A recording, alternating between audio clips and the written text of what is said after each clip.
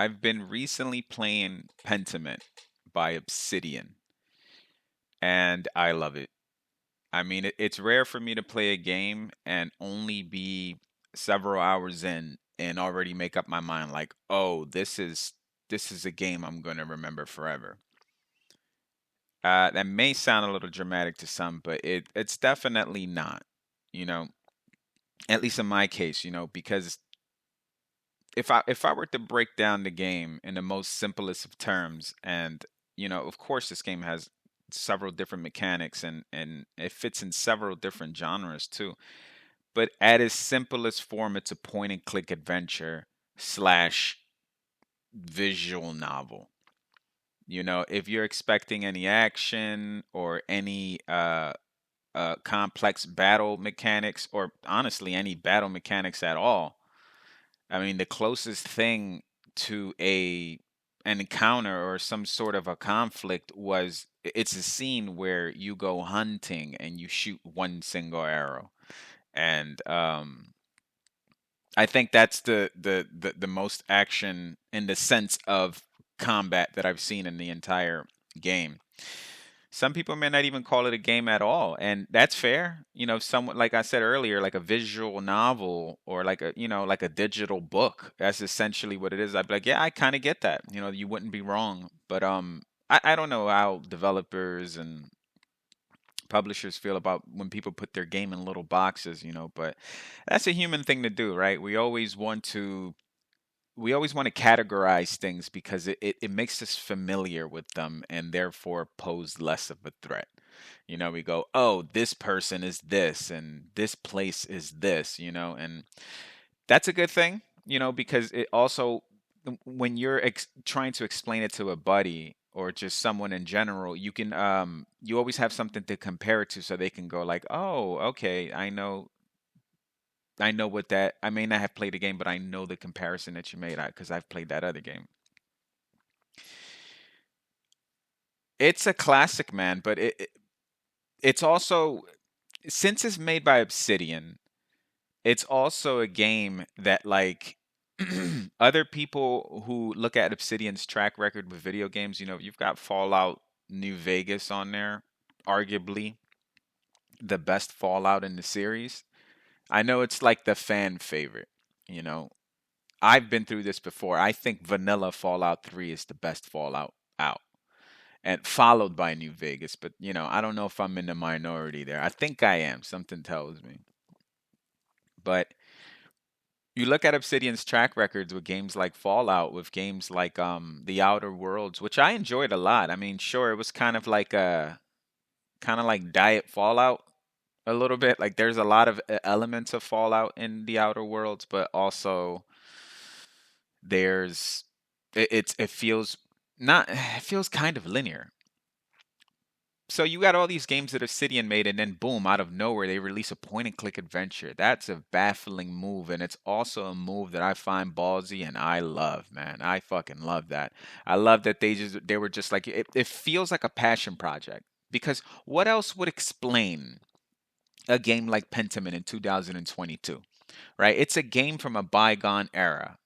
You know what I mean? But yet, Obsidian, like one of the most respected video game developers, I don't know if they're publishers also, but anyways, one of the most well-known video game companies, releasing a point-and-click adventure in this age. It's you think about it, it doesn't make any sense, and the only thing that can explain it or come close to explaining it is that it's a passion project. It's something that they wanted to make, and it seemed like nothing could stop them because you know, I can't imagine there's a market for this now, not unless I'm that naive, you know what I mean? Or that oblivious to the fact that there's this booming, sprawling point and click adventure market out there somewhere.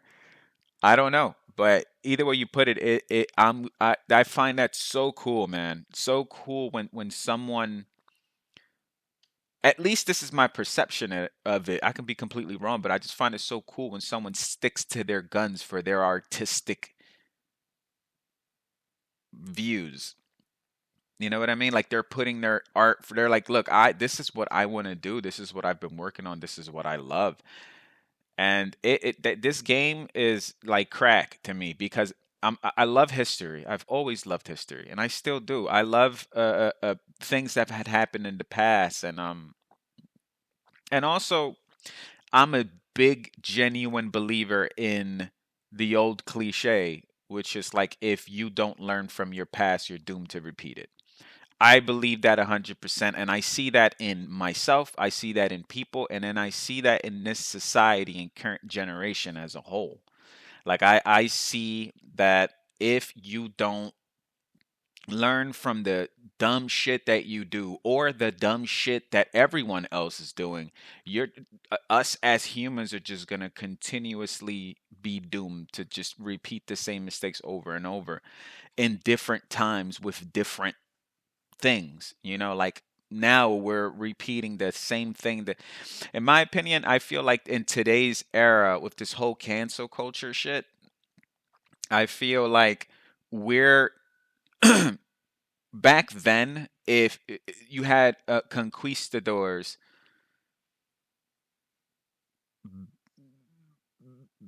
raising villages and murdering people in the name of God, for like they in their hearts what their despicable actions were justified because they're following the orders of a higher power, right? Like what more justification can you need? We're doing this for God.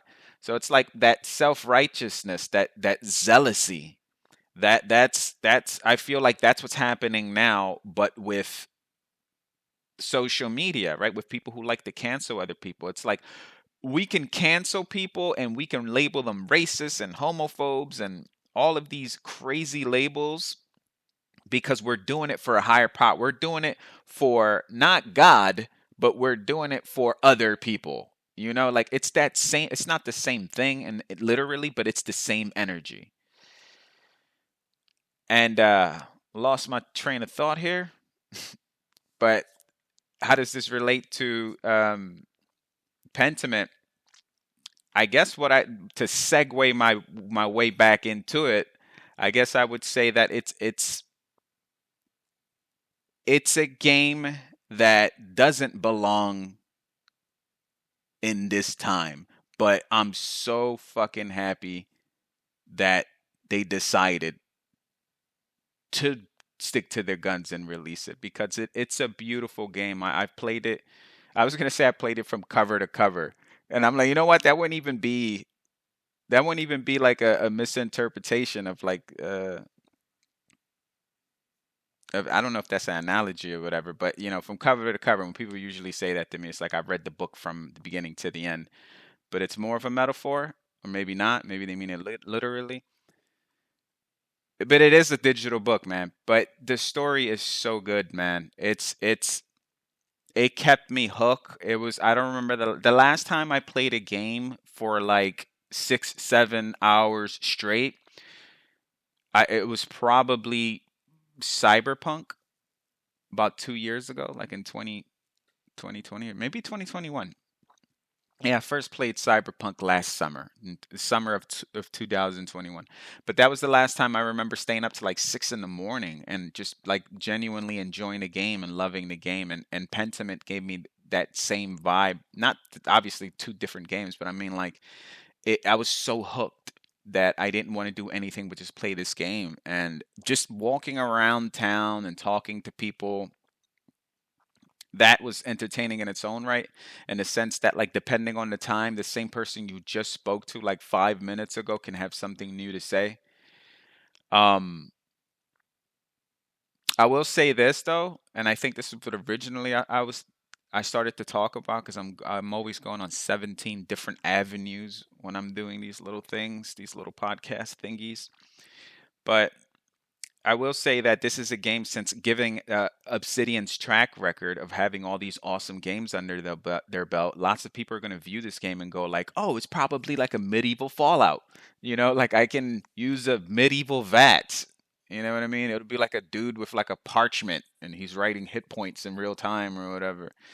No, dude, it's a point and click adventure, and it upsets me, but it's such a human thing, right? For someone to just, oh, look, this is new. I'm gonna just jump on the bandwagon of it being new. They don't even like do their proper research. Like before they can even get done the full name of the reading the full name of the title, they're already on. It's already on their wish list or already on their shopping cart, getting ready to be purchased. And I'm like, dude, you have to like, you cannot buy this game and be upset that it's not like a Fallout or an Outer Worlds, or I think it was Star Wars Knights of the Old Republic. I believe Obsidian made that too. I'm not a Star Wars fan, so I wouldn't know. But I think they made some sort of a Star Wars game. That I know. I don't know if it's Knights of the Old Republic.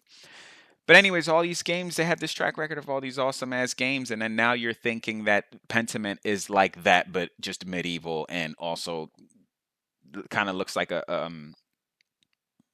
it's in this medieval style of art and painting that you don't see regularly. And it kind of looks like a children's book to me. Maybe it's just at least the illustrations and stuff, but I think they're beautiful. There's something about sometimes like the creatures that they draw, like the snakes or the rabbits or the little ducks or the cats, they're so hideous looking, but in such a historical medieval way, like back then I heard, I don't know if it was during the medieval time, but I heard that like they couldn't draw children properly, so they just drew these little monstrosities, or they painted these little monstrosities that had like the features of a full grown adult in a little body, because they didn't quite perfect. I don't know if that was like during like, you know in medieval times, or maybe earlier or later. I think it was a later time. I'm not sure. Please don't be one of those people that are like not well informed, just buys the game and then goes on Steam and leaves a heated review on, hey, this game's not like Fallout, you know what I mean? Or this game is not what I expected. That falls on you, man.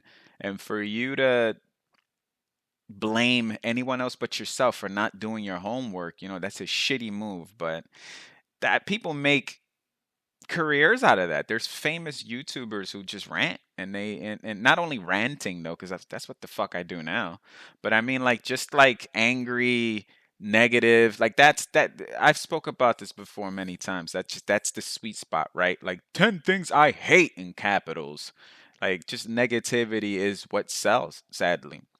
The news perfects this all the time, right? The news is like, tabloids and all that. Like you gotta have terrible negative news in order for people to click on them or to have eyes on them. Don't be one of those people, man. Like understand what you're getting yourself into. If you don't read regularly, if you're not a patient person, you know what I mean? And don't get the game. Don't even fool yourself, man. If you have um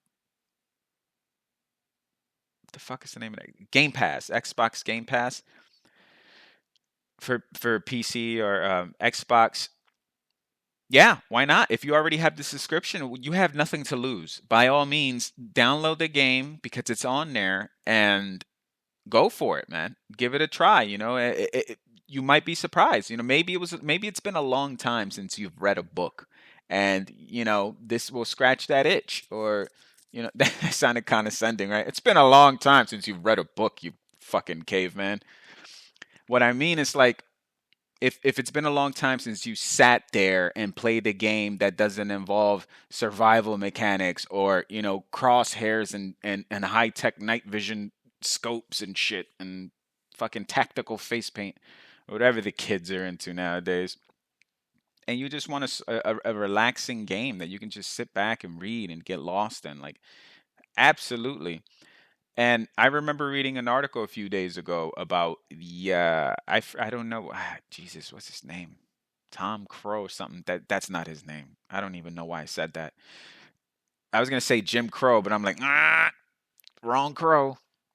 It was Russell Crowe. No, it wasn't Russell Crowe. It was somebody who works for Obsidian. It's not. I don't know who it is. But anyways, point is that he was saying that there's no way he would have even conceptualized Pentiment. He wouldn't have even like thought about releasing it if it wasn't for Game Pass, which is like that's a smart thing to say, right? Like, because it's like he knows that well, at least that's what that's the perception that I get. That's the feeling that I get, that he knew that a game like Perception is out of this time, out of this time frame. Like it's not from this era. So he knew that it's a huge gamble, and a lot of people weren't probably going to be interested. Which is that's a reasonable assessment, right? Like at least we know that this person or this team hasn't gone completely off the deep end, releasing games that are like relics. They're like antiquated. But it's cool that he said that he wouldn't have even released it, or give thought to even develop it, I suppose, if it wasn't for Game Pass, where someone who already has subscription can just go on there and just download it, which is that's great, man. That's you can't lose. Game Pass is dope. I enjoy Game Pass a lot, although it kind of scares me, this whole all you can eat buffet sort of subscriptions, like Netflix, all you can watch, Xbox Game Pass, all you can play. It's like it's awesome for the consumer, but I can't help to think that there's got to be ramifications for that, right?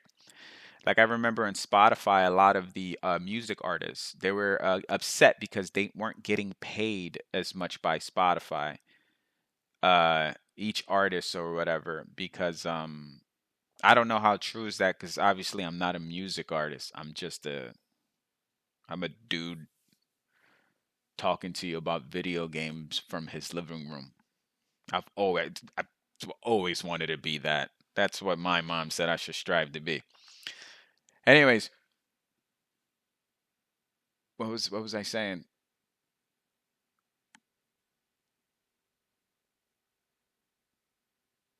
Yeah, there has to be ramifications. There has to be some sort of something bad's got something. There has to be something bad, even if it's just one thing bad about this whole all you can eat, all you can play, all you can watch approach to subscriptions. You know what I mean? I don't know.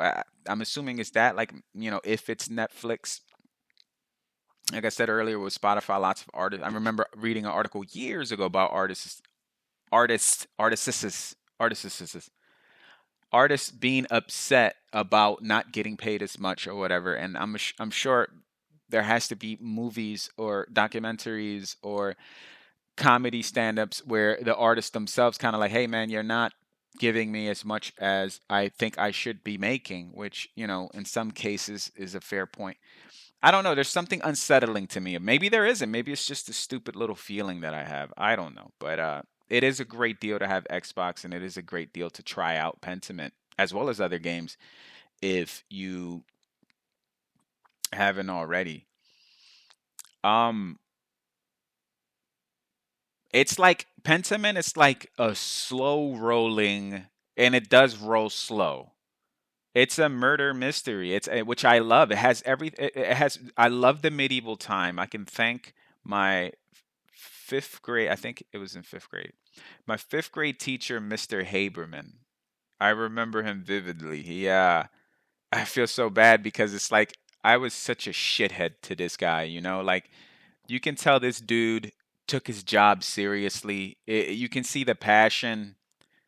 Like I can remember even being young, in the fifth grade, like the passion that this man had for his students and for his class. And then here he comes the dickwad, which is me, falling asleep in his class and not giving a shit. And I mean, I do hope that I I was like very depressed, man, when I was like in the fifth grade. There was a lot. Man, I'm from the inner city, being on fucking welfare and going through all these personal problems, broken home, you name it, man.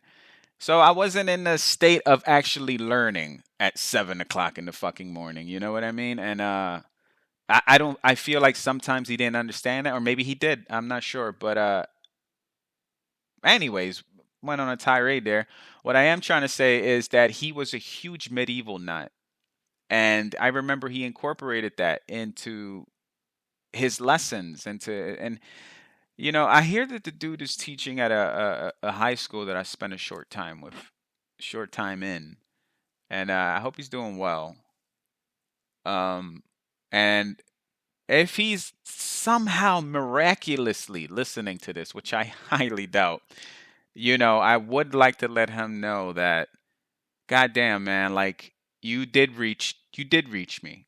Like even if you feel like you may have not, and I showed you that I didn't, he did reach me. Like Mr. Haberman left a long-lasting impression on me because of his love of medieval themed things, chess and history. And I remember he took the class to the Renaissance Fair, which I don't believe I went on that trip, and he has instilled this love of medieval stuff, this interest of medieval things to me also, because since that class, that's all I have enjoyed medieval type games like the Elder Scrolls, Dragon Age, and all that.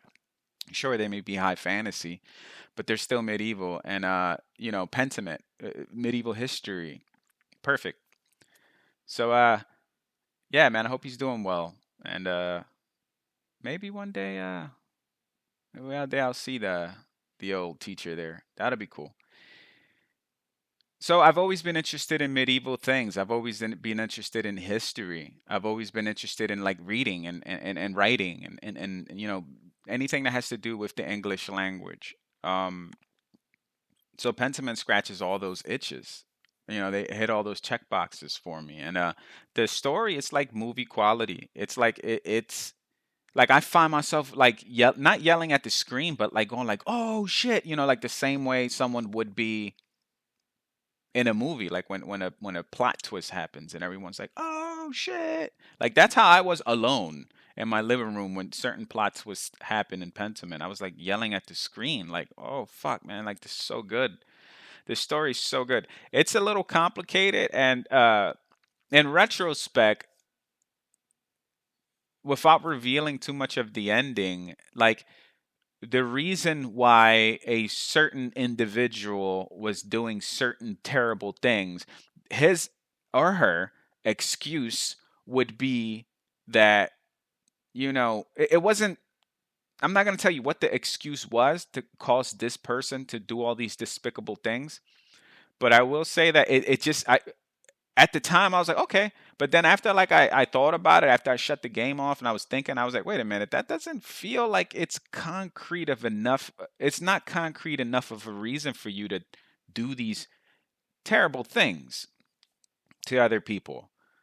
And maybe if you do play the game, you'll understand where I'm coming from. But you know what? The story by that point was so goddamn good that I was just like, okay, bro, I'll take that excuse, whatever. Let's see what happens. I just want to see the rest of the story.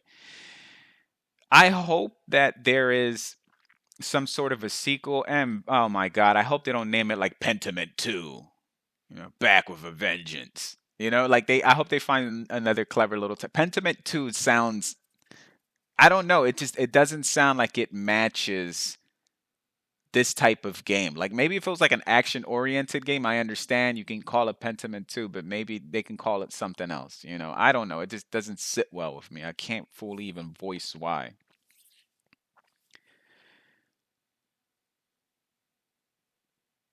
Where was I going with this?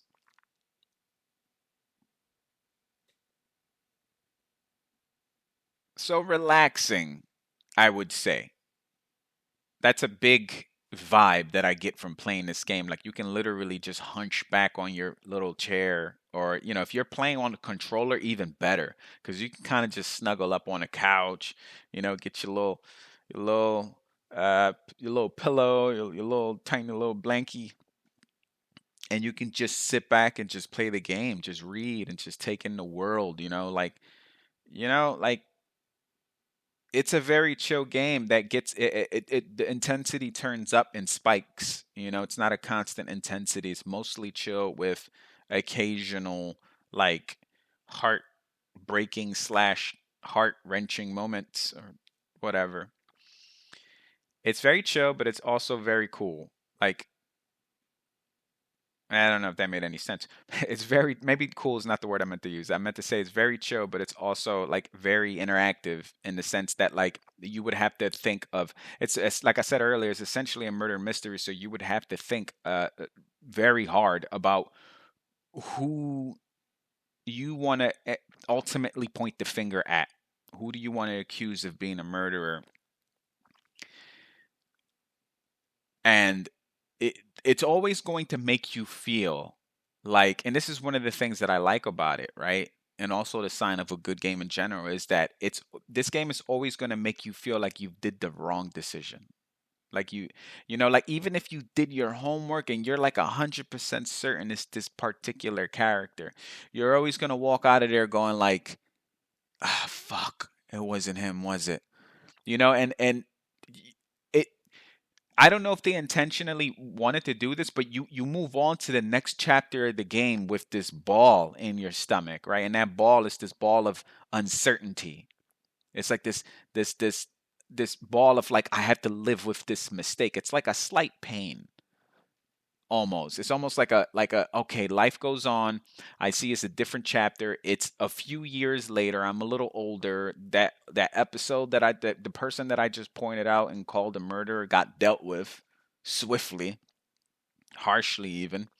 And here I am a few years later and I still feel guilt. At least me as the player, like I was like, because I don't know if I did the right thing, if the right person paid the price. And that's a great, I was going to say it's a great feeling, but it's like, it feels like almost like real life, because in real life, that happens a lot, right? Like it's not a video game. We don't get to retry a lot of the mistakes that we do in life. And when we do, it's a fucking blessing. It's a blessing when we fuck up and we get a chance to prove ourselves and to make up for it. But that's rare in life. In life, you fuck up, you keep going. The best you can do is apologize, and that'll be your penance, right? You would apologize and not do it again. That's the best thing you can do. And sometimes that doesn't feel like a lot. And lots of times, even though you did the right things, you still move on in life feeling guilty. You still move through life feeling like, even though if I, excuse me, even though if I can go back and make and have the opportunity to make the decision again, I would do the same decision, but it still feels wrong. That's life. Pentiment makes you feel like that. It really does. So you want to be depressed also in the digital world? Play Pentiment. No, I'm joking. I'm playing around. What I am saying is like it's very realistic in that sense that you have to live with your decisions and you have to live with that unsure feeling of if you did the right thing or not, if you delivered justice. I've said it a million times already. It is a game outside. It's a game outside of these times, but that's probably what makes it special, right? Because at one point, point and click adventures, point and click games were so prevalent, right? Like I remember in the early days of PC gaming as well as like console gamings. There's lots of point and click adventures out there. I played one recently by Devolver Digital called Dropsy. This was just a few years ago, and it was fun to play that. It was refreshing. But I also remember early in the day playing like Agatha Christie and like in there, and then there was none. I was playing like the digital version of that. I remember playing like Clue for like Sega. Even though it's a board game, it's essentially a point and click adventure. Like, you know what I mean? Essentially, not really, but Myst. Remember Myst? Everyone remembers Myst. Riven. All these games are dope. D, Vampire Hunter D, I believe it was called. There was a lot of point and click games that I thoroughly enjoyed, and it was very prevalent at one time, but not so much today. And for them to bring this back out, a game like Pentiment, bring a point and click game back into the mainstream is pretty cool. And I hope that more, like I remember reading an article. It was the same article that I read about how someone in Obsidian would have never taken the risk to release Pentiment if it wasn't for Xbox Game Pass. I remember someone also saying that this might be a precedent. I don't know. Basically, this might be Pentiment might be the game to make other video game developers slash publishers also take risks like this and make games that they want to make. Little passion projects, which I'm totally for. I'm totally for people making what they want to make because the love is always there, right? Like when someone pours their heart and their soul into some sort of a creative project, whether it's a book, whether it's a podcast, whether when something comes from them and it's personal and it's genuine, like even if you don't like the format, whatever that may be, you will respect the craft, you will respect the passion, and that's universal, right? You go, like people who hunt and love hunting, like there's lots of people who go, they'll roll their eyes and go like, oh man, I can't believe they're killing these animals and that. But for me, I can look at the craft. Some people just take it so serious. They like they're so obsessed and involved in this world that like I love people like that. I love people who just get lost in what they love. And in my opinion, Pentiment is one of those games that like they got lost in what they love. And I hope that other video game companies do this, because I am getting kind of tired of the whole military tactical shooter. Like, don't get me wrong, I totally see the appeal in it. And in some cases, some of these games I think are fun. But, lots of corporations want to make money. So that's the bottom line at the end of the day. So they're not going to take any risks. They're going to see what's popular and then just make a derivative. Like they're going to make a game that's whatever. If it's a fucking battle royal game, if it's a military shooter, if they're going to take those elements and then implement their type of stuff, they're not going to take giant risks. They want to see that money. Maybe not all of them. Obviously indies, lots of indie video game developers, they seem to really enjoy their games as well as, they kind of do both. They got, I don't know, both. They got their toes in each pool. I can't think of a great analogy here or metaphor, but I'm saying it's like indie developers usually they know what the they know what the current video game practices are to make money. Like this is what's selling right now. And also they want to make something that they like personally, a game that they would enjoy playing, which is a big reason why I love indie games. AAA titles, AAA companies don't have that much room, that much wiggle room. So I can understand why they wouldn't want to take such a major risk. But I do hope that I see this trend continue on. And it's hard to talk about Pentiment without ruining anything, and it's a game that it's a giant story essentially. So if I say one good portion of the story, I feel like I'm already deducing the game to the point where it's like I spoiled it for people, and I don't want to spoil this game. It's the best way I can describe it. Probably no, it's not the best way I can describe it. The most simplest way I can describe it is a book that needs to be read from cover to cover, and I don't want to ruin any of the parts of that book for you. So it's hard for me to get in even into detail. That's why I've been so general with it lately. But I would say go for it. If you're interested and you have Game Pass, there's no excuse, man. You can just download it and you have nothing to lose. But if you're one of those people who actually went out there and bought it, for I think it's like $20 is the retail price for it. It's still worth every penny. But understand what you're getting yourself into. I'm out of here. Thanks for listening.